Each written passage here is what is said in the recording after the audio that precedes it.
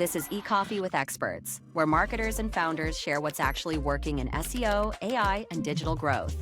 Grab your coffee and fuel your mind as we chat with top minds about their wins, struggles, and lessons you won't find in a blog post. Brought to you by Digital Web Solutions, we bring real talk to help you grow your business, one episode at a time. Let's get started.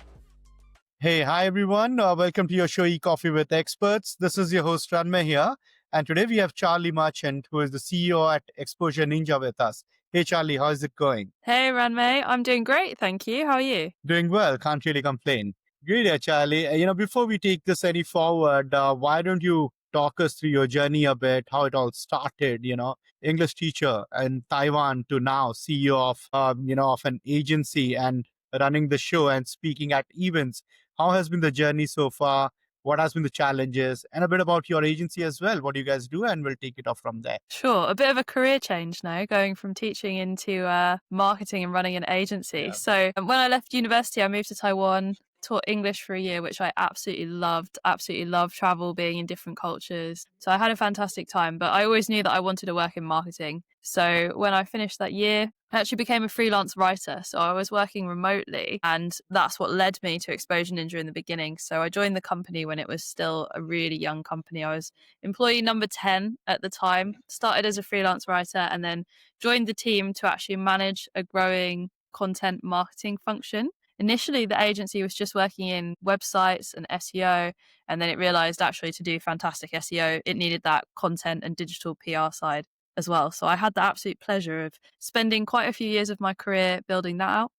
Built it to the most profitable and largest department within the company. And then off the back of that, my fantastic boss, who is our company founder, his name's Tim, he makes a lot of great YouTube videos. So if anyone particularly likes marketing related videos, I recommend checking him out. He asked me if I would be interested in stepping up into operations, something that I had never done before. And when he asked, I was like, whoa, I have no idea if I can take on a role that's as big as a COO in a company. Nice.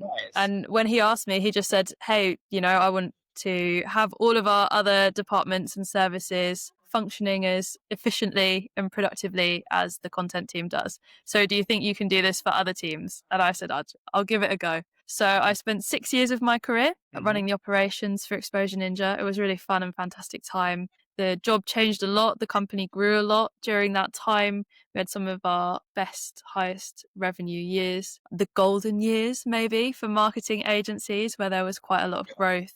Worked with some fantastic clients as well and grew the team pretty much to what it is today. So we're around 60 people. And then when our founder, Tim, decided to try his hand working in renewables and the energy sector, acquiring other businesses, he asked me if I'd be happy to take on leading the company, given my tenure there, given all of the success that we'd had growing the company to date. And about 18 months ago, I stepped into the role as CEO, which has been amazing.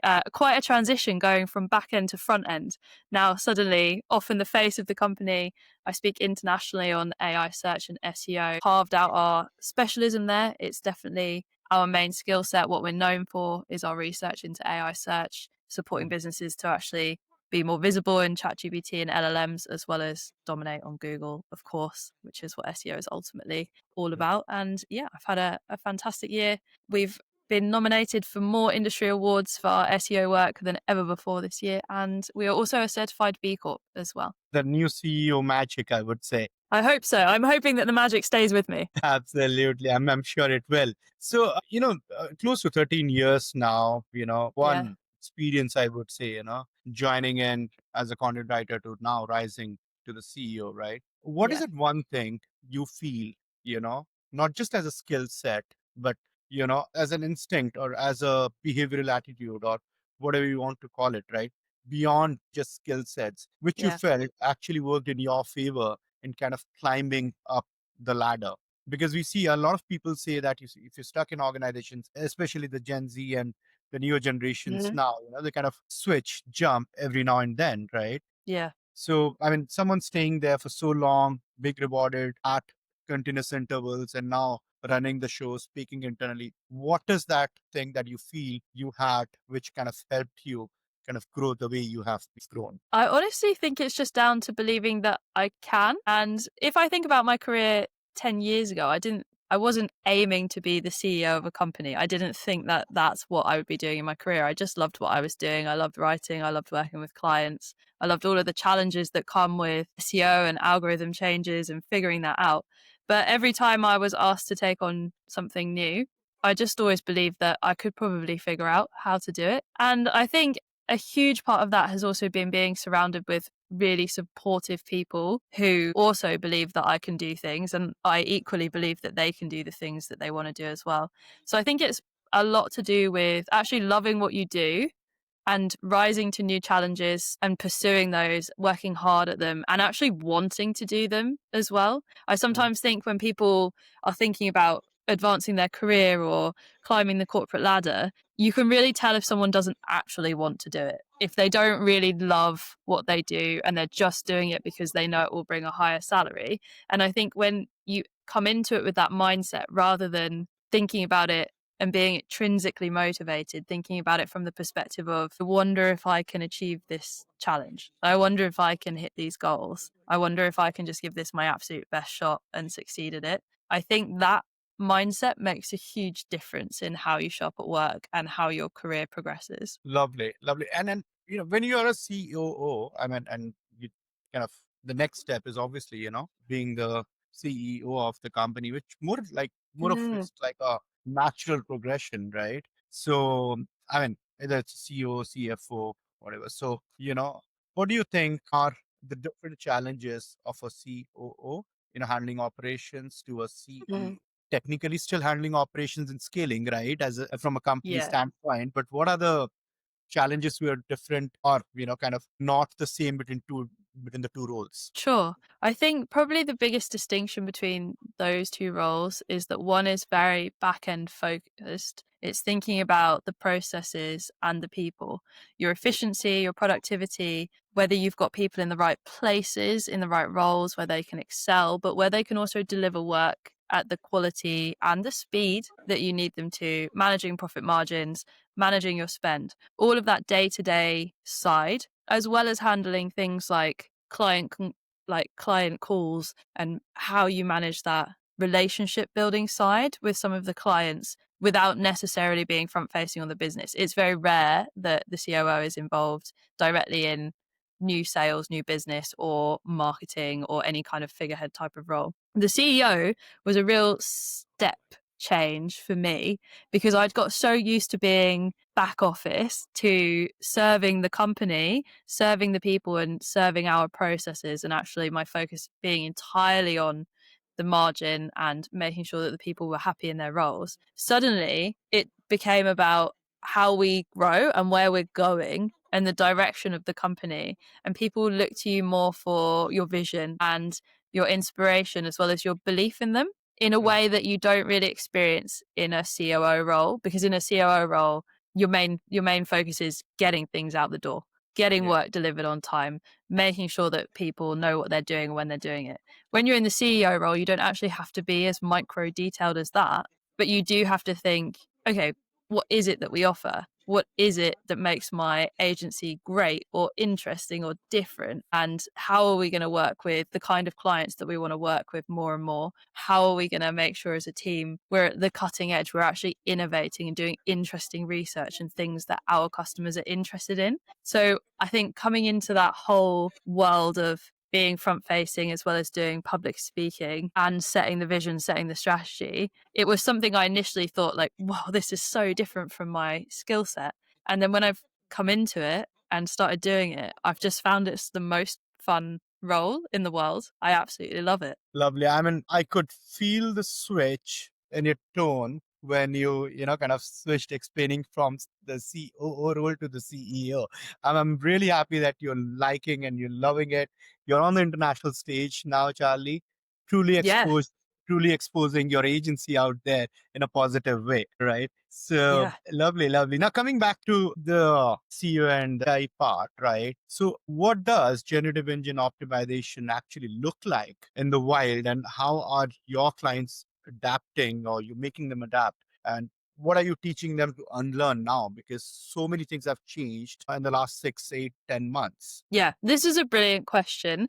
And I think there's a lot of debate in the SEO industry about whether SEO and GEO, or if you want to call it AI search or answer engine optimization, all of the names that There it you has go, are, yeah. whether they're the same thing or whether they're different. And the way that I always look at it is when we're thinking about traditional SEO, we're focused on optimizing for. So everyone in SEO has a fantastic skill set, but for so long, Google has dominated as the platform that we optimize for. GEO is about unlearning that we're not just looking at Google anymore.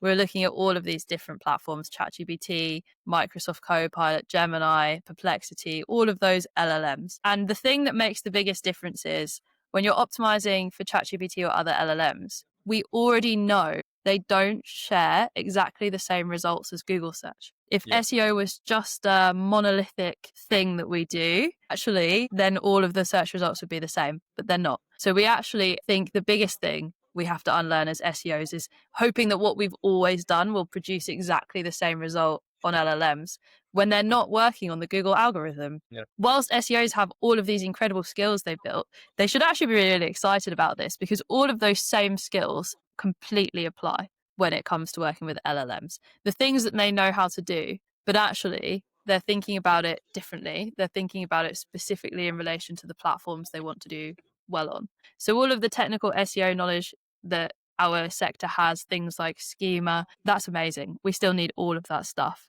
We won't do well in AI search without it. But also, I think we need to think in a much more sophisticated way about the content we create, what kind of content gets referenced by LLMs, what kind of third-party content gets referenced. This is probably the biggest area that I would say there's a real shift in AI search, what kind of digital PR work you're doing, what kind of PR work you're doing even more broadly than that, to be honest, because LLMs can read so much more online. The reviews that get written about you, whether that's on Trustpilot, G2, whichever platforms are big in your specific sector or your client sector. And then just thinking about how all of that comes together in LLMs. So we're looking more at metrics like visibility and sentiment. Particularly larger and enterprise brands are thinking so much more about how they're being spoken about and whether what's being said about them is how they want their brand to be positioned. Because AIs, of course, are creating that content. They're giving so much more information about a business that they don't have control of. And as SEOs, our role is to be able to influence that, to make sure that we're showing the businesses we're working with in the lights that they want to be seen in. Yeah. And, since you mentioned about enterprise level clients, and I'm sure at some point you would have dealt with mid-sized or startup businesses as Yeah. well, you know. Uh, Obviously, there's a lot of difference in terms of budgets and decision making, hierarchy, right, between an enterprise and mid-sized business. Absolutely. As a SEO person, right, or as a SEO agency for an enterprise and for a mid-sized business, what are the different challenges that you have come across, and how do you think, and why do you think they're so different from each other? For AI search specifically or in general? In general. In general. So I would say our agency has been on a really big path. When we first started 13 or so, 14, 15 years ago, we were mostly working with small businesses, things like dentists, plumbers who are locally focused.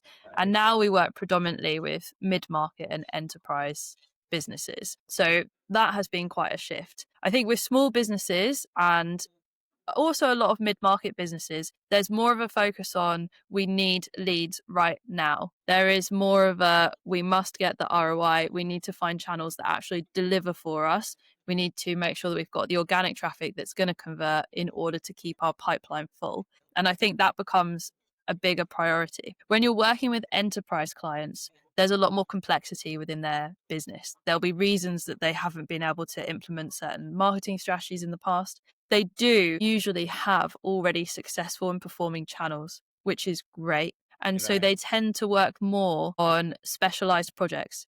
And those projects might be things like AI search, something that they're maybe looking at for the first time and incorporating into their marketing strategy at the end of this year, ready for 2026. Sometimes something's happened in the business. So their hero product or their core service offering, they might have seen a drop in organic traffic and they want to recover it, or they know that competitors are going after their market share and acting aggressively. So they want to make sure that they're at least defending the territory they have and looking at increasing their market share. Sometimes it's things like expansions to new regions. So I would say you tend to find with enterprise, you're working on a specific focus project, and that focus project isn't always just direct money in the bank. It can be specific areas where they know that they just don't want to lose market share, or where they want to start exploring for the first time, where they're investing some more innovation budget from their marketing. Whereas smaller mid-market, you tend to be much more heavily ROI focused at that point in the market. Absolutely, absolutely. And you have been at the forefront of this AI adoption, not only at your agency, but at global level as well. Talking about your agency, at Exposure Ninja, what has really changed in terms of automation and workflows when it comes to these AI integrations, and after this AI adoption has happened? This is a great question because I think everyone assumes that marketers are just going to be replaced by AI. And actually, in our agency, we've not reduced any headcount because of AI. And that's because the Exactly. specialist skills that our team have are so important. But also, clients don't want to speak to AIs. They want to speak to strategists, specialists, people who understand the data. So, Yeah. a lot of our use of AI is doing things to crunch data, take huge amounts of information from the tools that we use to Mm. actually analyze some of the results. And then that actually goes back to the specialist to look at, to decide, okay, what are the outcomes that we need to get to from with this data that we're using. So we use AI for things like that. We of course use AI in tools like HubSpot to help us draft, mainly to structure. Actually, if we're structuring emails, structuring content pieces, then I think AI is great for that. But we still have a significant amount of human input in the work that we do and the processes that we run. Absolutely. Now, Charlie, I mean, let's talk about clients. You have been in the business for last 13, 14 years now across multiple roles, right? Mm. And you would have faced clients and would have your own journey with, your favorite clients and stuff. So Yeah. if I were to ask you that one favorite client story, which is really close to your heart, which one would that be? Without I don't naming. have favorite clients. I love them all. We have so many clients that have been with us for years. We're really That's good. fortunate. Yeah. We're really fortunate in our agencies to have many success stories of clients who stick with us over the long term and actually see us more as a marketing partner and investing in their whole journey. I think one of my recent favorite stories has to be a fantastic client we work with in the US. They're actually an online e-commerce store. And initially, when they launched, it was a side project of the business owner. So I'm talking a client that's been with us for 5 years or so, a really long growth trajectory. Since then, the business has been so successful that he actually now works on it full time. It's his full time focus. He's the CEO of that company. And that's an amazing growth story, mainly because the collaboration that happened between our agency and that client. So he has done some fantastic work on YouTube. And a lot of his YouTube videos actually use the content that we created for SEO, for PR strategies for the business, repurposes it, and then he's able to actually present that, which means we've got this fantastic multi-channel, omni-channel marketing strategy that's Mm. done in direct collaboration with that business. Whereas sometimes you find as a marketing agency, you're asked to do a task and actually you're just delivering a task for the business. They want it done in that way. My favorite thing about this kind of relationship is you're actually working on the business together and you're bringing marketing channels together without just handling one thing. And, it's a deliverables kind of situation. This is actually a how do we grow this business over a really long term period, and how do we make sure this collaboration is really successful, both for the bottom line results, but also just for customer engagement and Yeah. looking at fun topics that are interesting to write on and interesting for him to film videos about. I would say collaboration in the most organic way possible. Absolutely. And everyone aces in their places. Everyone who does their work really, really well, excelling in the things that they're great at. Lovely. So, Charlie, this has been a great conversation, obviously, as expected from you. But before we, kind of wrap this up, I would like to do a quick rapid fire with you. I hope you're game Okay. for it. Yeah, let's go. All right. Your last Google search. Oh my goodness. I have no idea. I think it was actually, this sounds ridiculous. I think it was Charlie Marchant Brighton SEO because I was looking up my own bio to send to someone else. That was an honest one. All right. Yeah. your next vacation? Oh, my next vacation. I actually don't have it planned, but I've got 2 weeks off in November. So I'm thinking about going climbing in Turkey. I'm thinking about going kite surfing in Cape Verde. If anyone has been to either of those places, please send me a message on LinkedIn because I need your advice and recommendations. All righty. What did you do with your first paycheck, Charlie? First paycheck of your life? My first paycheck, I was actually in Costa Rica at the time and I had very little in my bank account. So I put the majority of it into savings. And I think that was it. I'm very careful and frugal with money. So I never do anything exciting with my paycheck. All right. CEO entrepreneurial mindset, right? Yeah. It's from the operations role. You can't get it out of you. Yeah. Okay. Your celebrity crush. Oh, my celebrity crush. It's like all of the girls. It's Pedro Pascal. All right. Where do we find Charlie on Friday evenings after your office or after you work? Well, you will actually find me at the bouldering wall, my local bouldering wall here in Brighton, at Boulder Brighton. I love spending a Friday evening climbing. It's always quiet in the wall on a Friday as well. So All you'll right. find me there. And then I usually go out to a wine bar afterwards for a drink. Thank you so much for taking out time to do this with us. Really appreciate it. And for our audiences, if they want to reach out to you, how would they do that? What is the best channel? It was absolutely my pleasure. And thank you so much for inviting me, Ranmay. The best channel is LinkedIn. You can find me just by searching Charlie Marchant on LinkedIn or Charlie Marchant Exposure Ninja. And I love having a chat about anything SEO or AI search. So I more than encourage you to drop me a message. Lovely. Thank you so much, Charlie.